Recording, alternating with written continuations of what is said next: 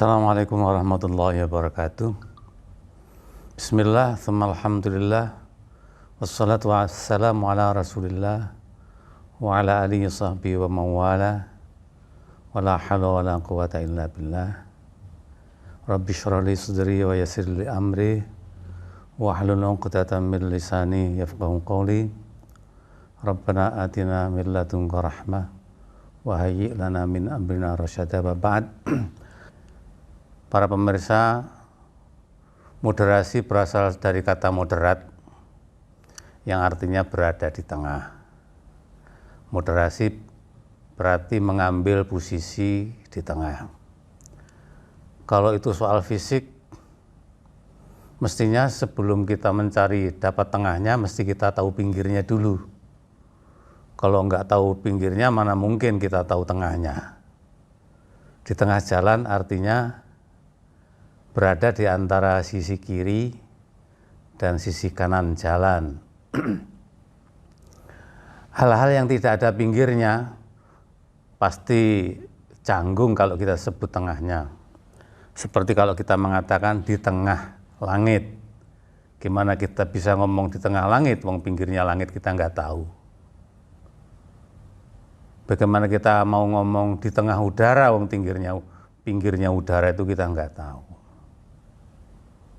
Maka secara logis juga dikatakan kepada moderasi beragama mengambil posisi di tengah. Ketika kita beragama itu juga harus mengambil posisi di tengah.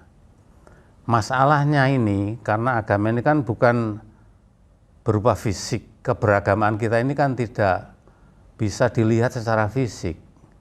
Maka kita harus mencari, harus mengetahui mana pinggirnya. Kalau itu masalah fisik gampang, tapi kalau ini masalah yang non fisik, maka pasti tidak gampang. Tapi tidak perlu pusing. Karena ternyata anjuran untuk moderat itu tidak lain dan tidak bukan adalah supaya kita ini sebagai umat Islam itu beragama dengan cara yang tidak menyusahkan orang lain. Artinya kita baik sama orang yang berbeda paham, berbeda keyakinan, dan ya berbeda pendapat.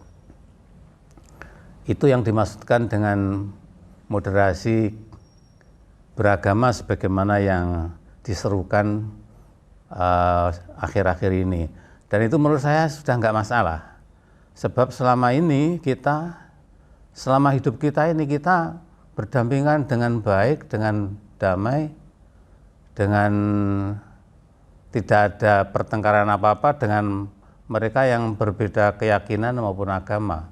Jadi menurut saya ini moderasi dianjurkan supaya kita ini bukan supaya kita ini menjadi moderat, tetapi supaya kita tetap memelihara kemoderatan kita yang sudah kita laksanakan selama ini.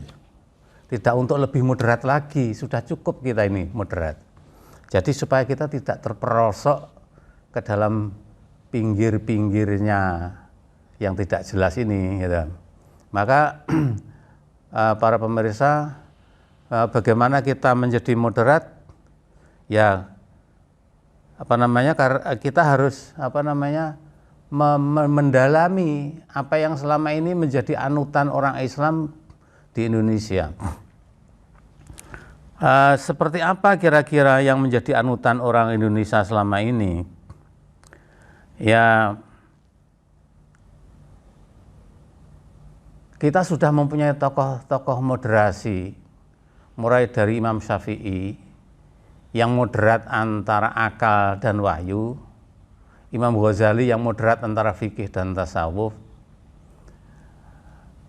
orang moderatnya Imam Asy'ari antara takdir dan kewenangan manusia, antara macam-macam di apa yang kita pelajari selama ini sudah merupakan hal yang moderat. Jadi kita nggak usah ngarang sendiri. Yang bagaimana yang moderat itu, tidak usah ngonsep. Mana yang moderat itu, pusing kita. Yang paling enak ya mengkaji warisan-warisan kita yang memang selama ini diberikan kepada kita dalam bentuk yang sudah dipikirkan, sudah dikonsepkan, dan sudah didalili mengenai bagaimana kita beragama, yaitu beragama yang moderat. Selamat menjalankan dan meneruskan ibadah puasa. Semoga puasa kita diterima oleh Allah Subhanahu wa taala, dan supaya kita keluar dari bulan Ramadan ini dalam keadaan yang lebih baik daripada masa kita sebelumnya. Kita lebih santun, kita lebih taat, dan kita lebih berbahagia daripada masa-masa yang sebelumnya. Terima kasih atas perhatian para pemirsa.